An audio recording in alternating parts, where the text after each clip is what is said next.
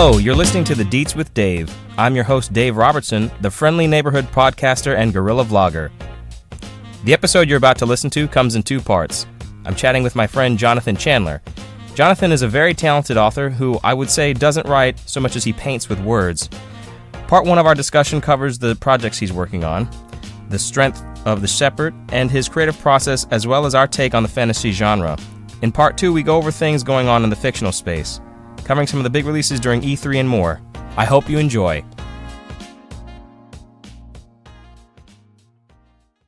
No, this is my novella, or the beginning of it. It's called Strength of the Sheperd. It's a story that I've been working on. Yeah, go ahead. Yeah, it's a story that I've been working on just as long as The Dragon's Groom, where you can find on my website, Vault of Orandathos at wordpress.com. Or Facebook every time. Or Facebook, or Facebook. Same deal. That one would be called Deep Time Tales. But this, I've been working on the same amount of time, but I went hard in the paint, as it were, as far as trying to structure it out. I'm kind of, as these are my first real committed works, I've trying out two ways. One is a way that a professor showed me, which is just showing sort of like a beat sheet and following that along until you can get to the end. And this one, I followed people like Lessons from the Screenplay,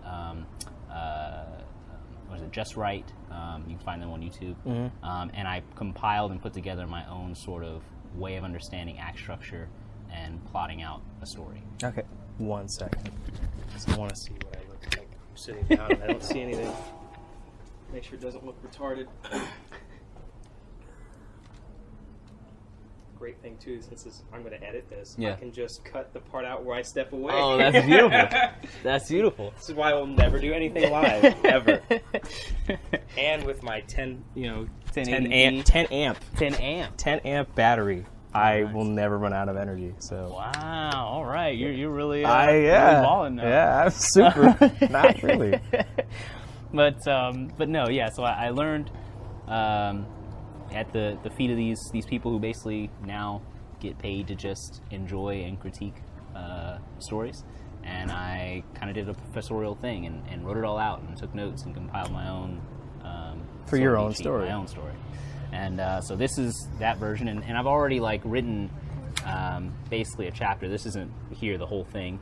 More of it is here and being edited and all that fun stuff. But I've basically already written a chapter in half the time it takes to write a chapter for the other one. I'm not sure if that says something about me or about the advice I was given, but it's helped out a lot. The story is it's a fantasy story set in the same world, because it's easier to world build when you have something to build on. Right. I know you played. This isn't like your campaign setting too, is it? Well, I did. I have people who were playing in the campaign setting, or in the setting. And I was trying to figure out how people would react to things and trying to learn how real people react to the setting itself and the environment. It was a lot of fun. It was a cool experiment. And I did learn a lot about the gaps in my knowledge as to how things in a world should work. Gaps in your knowledge, from a creative perspective as the DM, or gaps in your knowledge is I probably should have written that? Yeah, sort of both. But as far as only the latter sort of affects the novel writing, right? Obviously. And so the key is if you ever watched Avatar or Last Airbender and stuff like that, it's great show, great world building. They sort of built a system as to how the magic system works, and it sort of proliferates everything that the characters do. Right, and how they live, how buildings are built, how food is hunted, how all these things are sort of touched on and affected, and that's stuff that that's uniquely researched in that kind of DM setting, where you're trying to give these players an imaginary field to play in. You have to think about those things as they ask those questions. I've learned a lot of stuff about the minute points of world building beyond just the and then the ring was forged. And, I mean, he was a genius. So. Yeah. Not to say that you right? couldn't possibly also be one, but you're he was right. No, literally the godfather of everything. Yes, English language, everything. He invented several languages in order to write A story. a story. Like fully fleshed out. Fully fleshed out language. It's not like, there's a dictionary. I have it on my shelf. It's pretty crazy. Yeah, a pantheon. Yes, a You know. pantheon, a Bible, Yep. all these things. They're still finishing books that he started Yeah. today.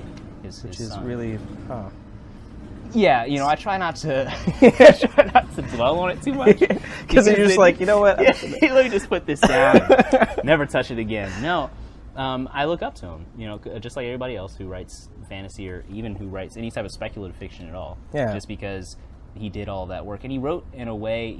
It kind of actually soothed some fears of mine, because as I went through college and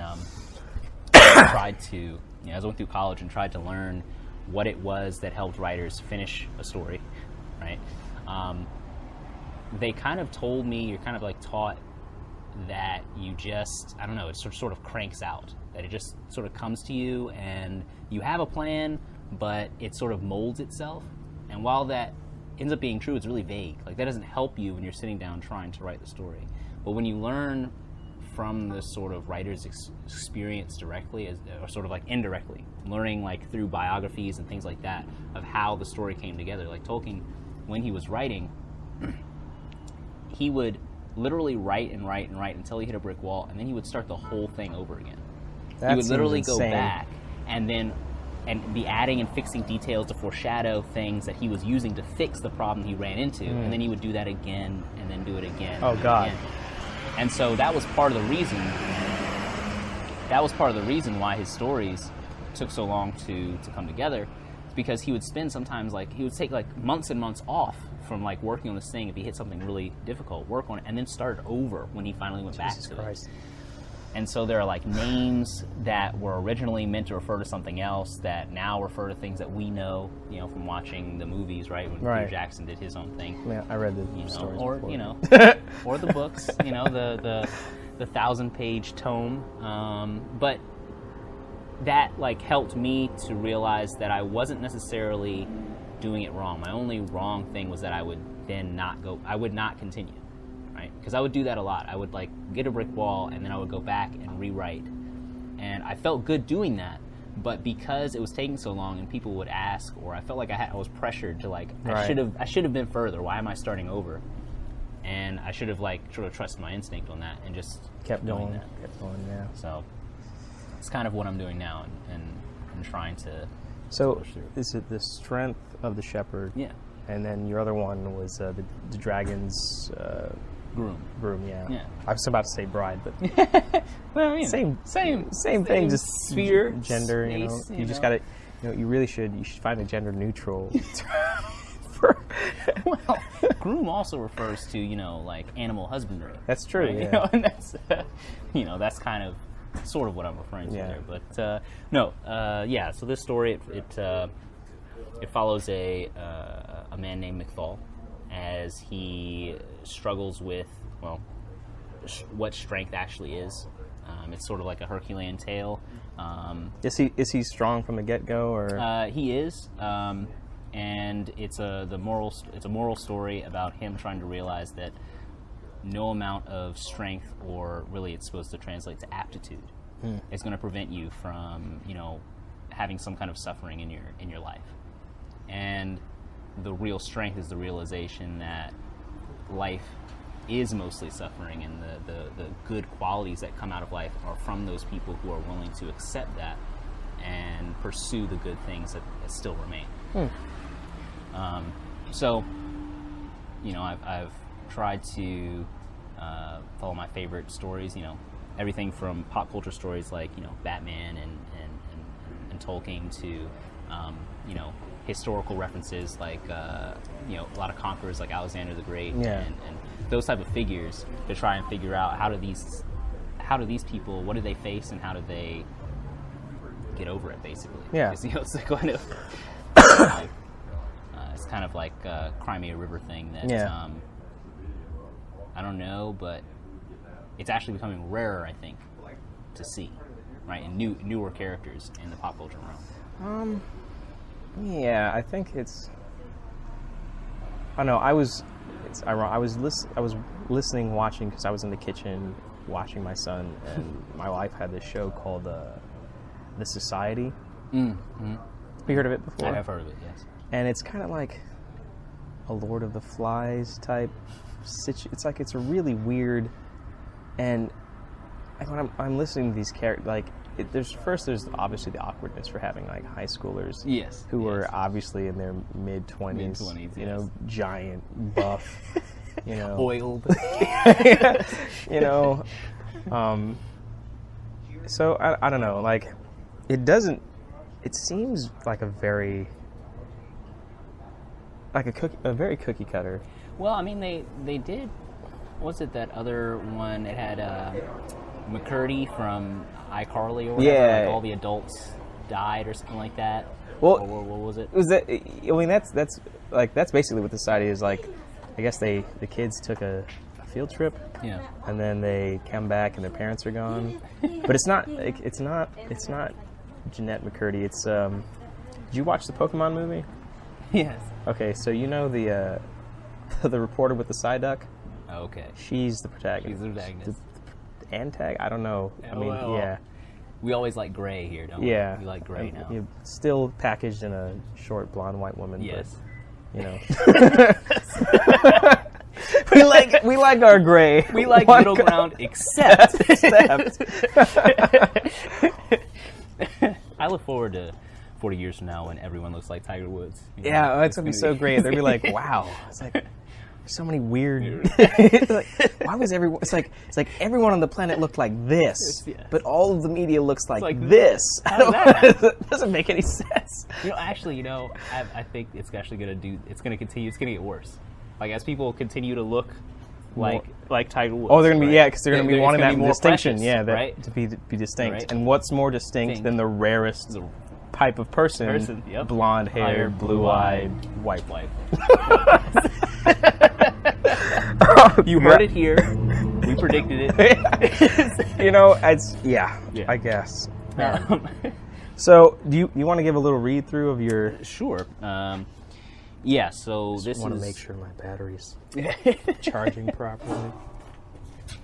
It's so bright outside. I can't all my LED indicators are just is it on or? I can't. You were just bragging about the battery. It is. It's got 10 amps. It's 10 amps, so it's got a lot of power. It's just I can't tell if it's working. You want to know. I have to know. See the bar on the corner of the screen that's blinking. That says charging. You know. Okay. Well, this is Strength with Sheperd. It's the how long do you want it to go? Because I have the prologue, which is a couple of pages, and then I have the introduction, which is just 2.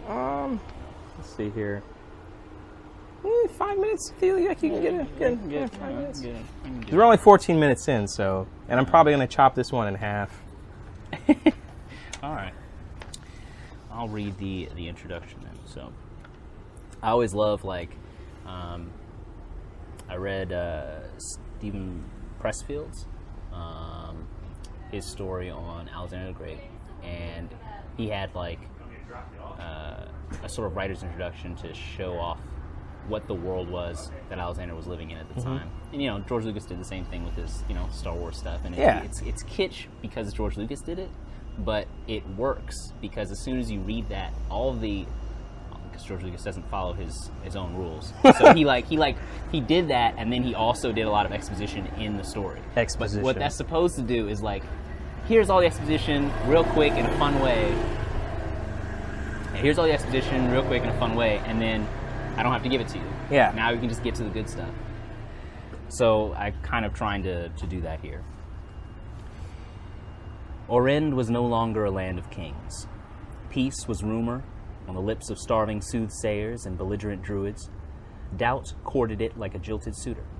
Wherever there had been high walls and gilded roofs, marble columns and tall statues to faithful gods, there were now scattered tribes with stories they no longer believed. The wonder of magic had become the lure to snake oil tonics, peddled by would-be mages with virgin sight and loose scruples. It was known that monsters, cobbled together constructs from the end of the last age, prowled the underbrush of every dark forest, or waited with curses beneath the mire of every swamp and lake. News of bannerless swords demanding toll on all the roads was common.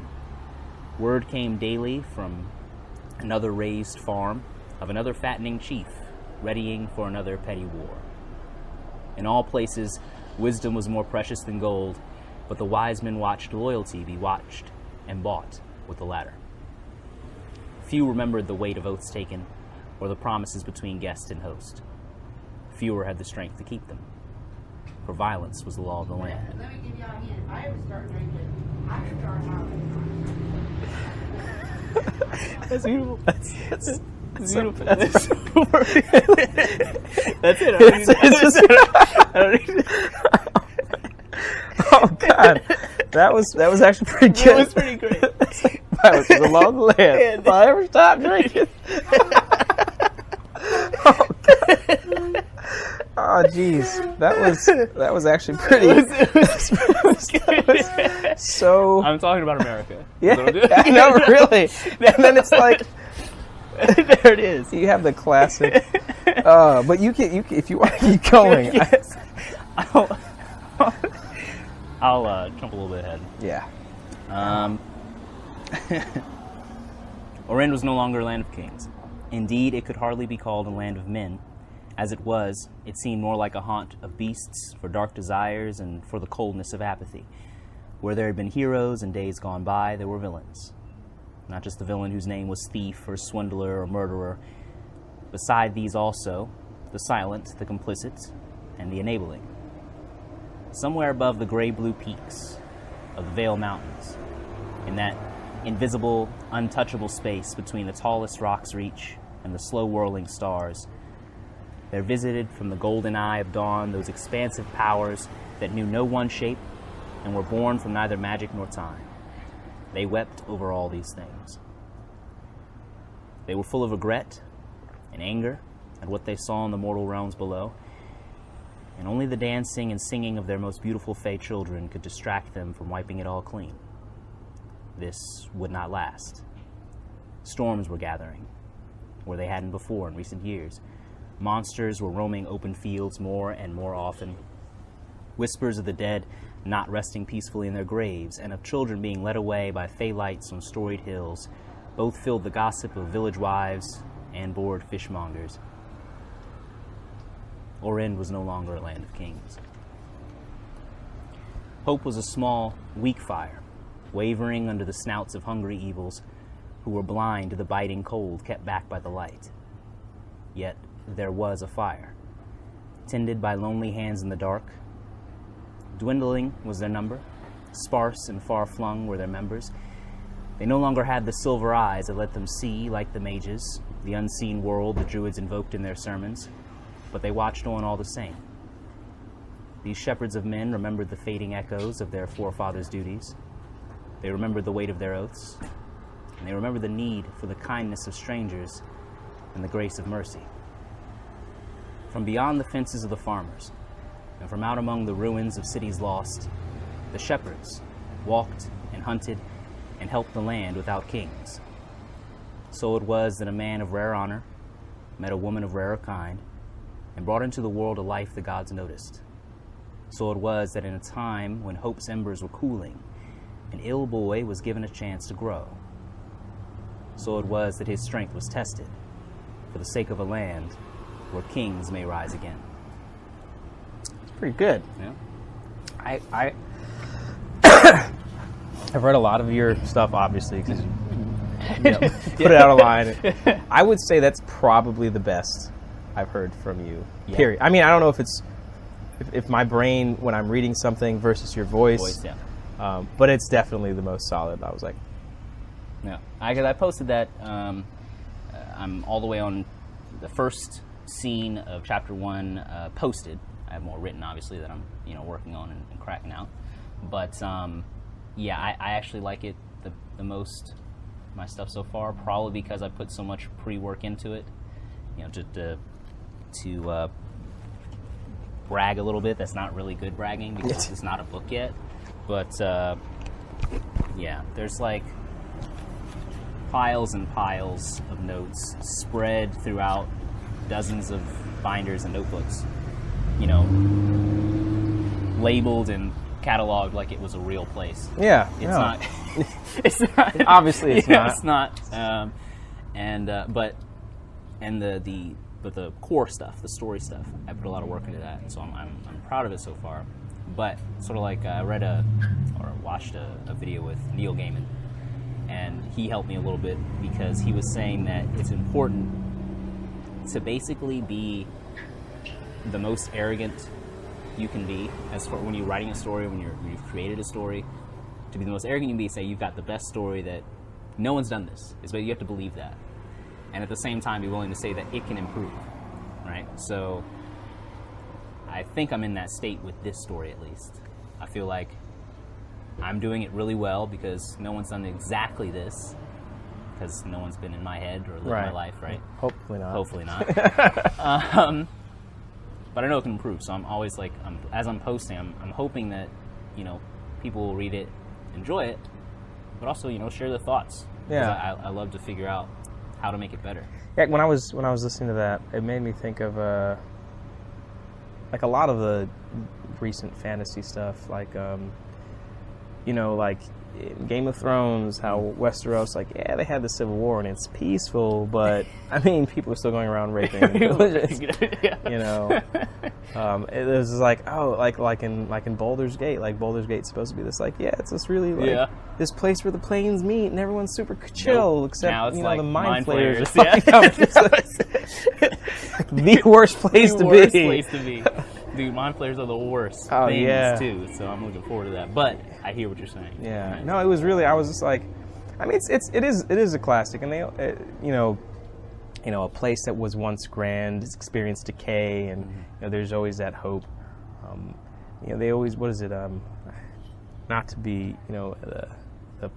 but stories always reflect the society that's occurring around it. Yeah. And while in a real practical sense, America's not dying and falling apart, but there certainly is kind of an id amongst people that is what's going on. So I like that chapter, that entry. It feeds into that like that sense of decay or decline. Like we haven't exactly gotten it. It's not that bad yet. Hopefully, good lord. Never does. Yeah, that would be really bad. Like, fucking golem just popping out of it. Well, guess I'm not harvesting that field today. And you got that actually. Yeah. You get what I was talking about when I told about the creatures. Sorry, that was was I mean, that was a side thing for me. That's always something you worry about when you're. Well, I mean, you also have to think about your audience. Like you're probably about. You're about the only person I would say is close to a peer as far as nerdiness. Like I'm not like we exist like different. Like I have like my sphere isn't as big in the fantasy anymore. Yeah. I don't read as much. I don't read as much like nonfiction. So I don't read as much fiction. Excuse me, especially fantasy. So that's solidly like your spot, but it's definitely it overlaps. Yeah, it all. I mean, the archetypes all overlap. Yeah. It's just the palette. The young boy gets his sword, except it's a sword made of plasma, and it's called a lightsaber. And instead of riding, being a really good cavalryman, he's a great pilot. And instead of killing the big monster, he blows up a massive space station. So I mean, the archetypes and the storytelling doesn't. I mean, it changes, but it doesn't. Yeah, it's altering the stroke, not the color of the paintbrush. It's not. It's you end up with a picture. Or it's the same stroke, but a different color. Different color. Yeah. It's not. You can't really change too much. No. Because it's all bound by the real life you're trying to either escape or modify, but. With this, I'm trying to say that, and even with the other story as well, similar themes because same person writing them. But you notice that with any author, you're just like, this is basically the same book you wrote like 10 years ago. I'm going to read it because I love you, but it's not, I'm just letting you know. And yeah. But I'm trying to argue that whatever people sense, right, because however bad you think it is, it's probably not that bad in the world or whatever. But I mean, that place sounds pretty bad. This place, but I'm trying to say that the solution to most of the problems is typically individual responsibility based on individual capability. Right? Yeah. So I mean, if you're a Herculean strongman, right? You have a sphere of influence that you are now responsible for because you're capable. And then the next step that this story tackles is you're going to fail. And after the failure, you can't just throw everything away and everyone away that's in that sphere of influence. You become a part of the problem. Right. Become a part of the problem if you do that. Yes, Yeah. if you do that, you have to be willing to accept the fact that you're going to fail, and accept the fact that the world is not built really to succeed at all. It's built to kind of make it. Yes. And so, it just exists. It just exists, and it's fun to try to mess with in a fantasy world. Yeah. Where there are there are gods and concepts of destiny and things like that. I'm not trying to subvert necessarily. I'm not good yet. But, At least you admit that. but I do like to play around with the idea. I like in the Roman and Greek myths where the gods themselves are also subject to destiny, and that is to say that destiny is unknowable. And so because it's unknowable, trying to think about it in terms of destiny or fate is ridiculous. And all you can really do is handle your life as it comes to you, right? And so with that in mind, rather than try to say that destiny is ridiculous altogether, I'm trying to say that you as an individual have to just handle your own responsibilities, and your destiny will present itself to you. Right. So, there'll be a lot of moments in this story where the gods make portents, their prophecies and things, because it's classic fantasy, and the characters will get themselves in trouble trying to follow those things rather than trying to handle their life as it is. It's sort of like I see fantasy gods and prophecies as the news in real life. It's like the news. If you react yeah. to the news as opposed to just doing what's in your lane. In your lane, yeah. Then you're going to it's self-fulfilling. So yeah, it's self-fulfilling, and and I feel like these experts, they know a lot about their lane, and then by the time them or their information gets to the news that's trying to get to you, it's basically been diluted, and it's useless to you because it's information that was meant for over here, and now it's trying to be used over here. How does this, politician saying this affect you over here? Not at all, really. But because he said it, and because the news told it to you, you're going to make it about you. You're going to make it about the Right. life. How does it affect Yeah. me? Yeah. So you could be a farmer for some whatever reason, and in your world, right? And you hear it's this stone golem, goddamn killed this guy who's 10 leagues away. 30 leagues away, and you're just like, what? Oh man, I got to start. I have to be suspicious of people around me. I have to be suspicious around people around me, and then you're suspicious to the wrong guy. He's like, fuck that farmer. I'm gonna make a stone golem and fuck him up. We've leapt several conclusions here, but yes, the butterfly effect. Yeah. And I feel like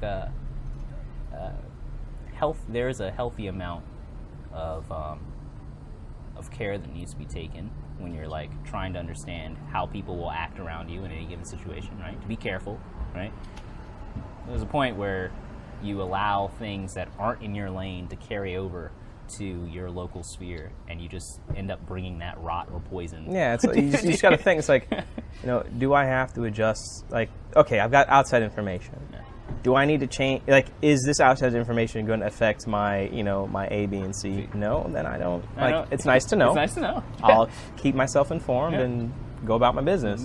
Yeah. And the reason why you keep yourself informed is not to necessarily change what you're doing, but more so to understand when it becomes something that will change Exactly, what you're doing, right? yeah. It's sort of a reminder. It's farmers who had an atlas. The weather 2 years from now really isn't good.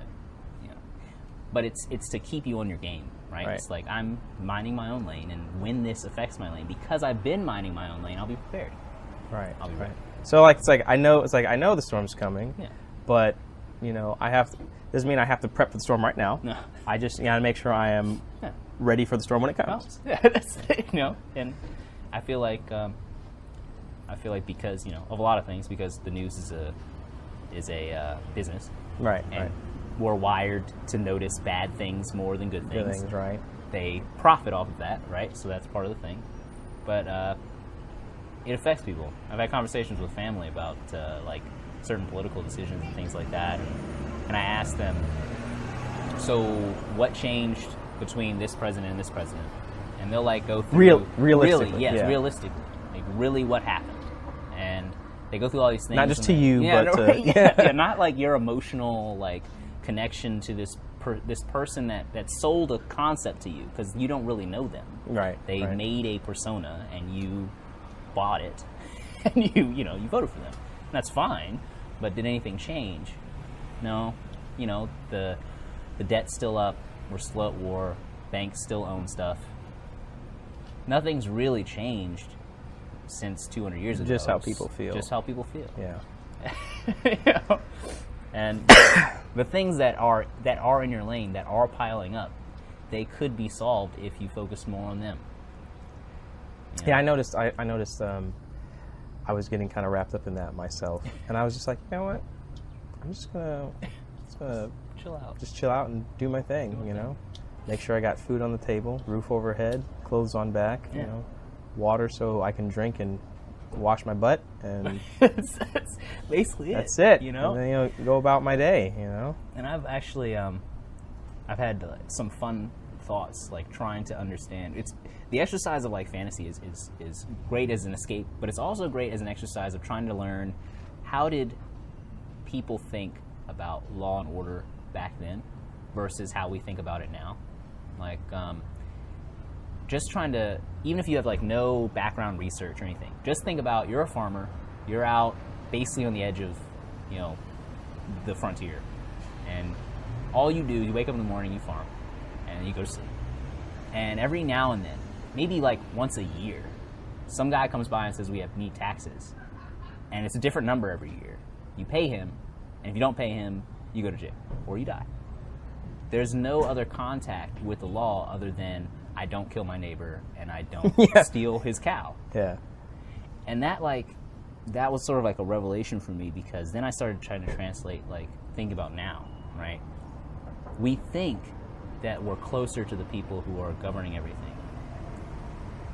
But I think that's part of the problem as far as our hysteria. When something changes, a new law comes down, or the president says something crazy and we start speculating, I think part of that only happens because we hear it all the time. And part of that only happens because we think we somehow have a connection to them, when the connection has never been there since.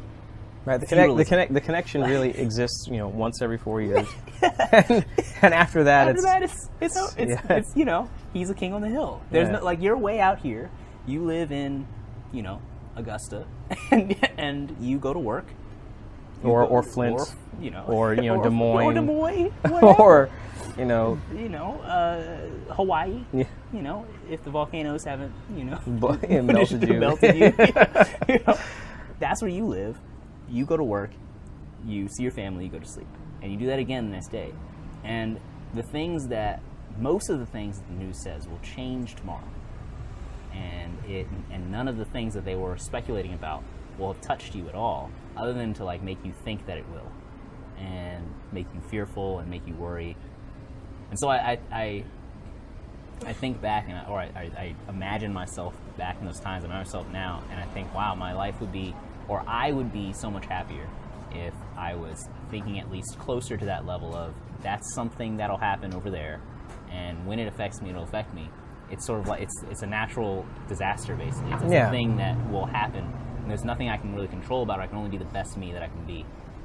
I think just being your best you is the best for anyone. Not getting wrapped up too much. So this is the one of the stories that I have on the site, and I also have lots of book reviews. It's sort of flavored in the style of me being some fantasy scribe, traveling to these worlds and trying to learn lessons on how to build myths and catalog like histories. And so that's actually pretty smart. You just get your distribution up. I mean, I'm honestly not any better, so I can't. My next step is to start a podcast. I already have a YouTube channel. I have the Facebook. YouTube is Deep Time Tales, Facebook's Deep Time Tales, and I already mentioned the blog where I post the written of everything.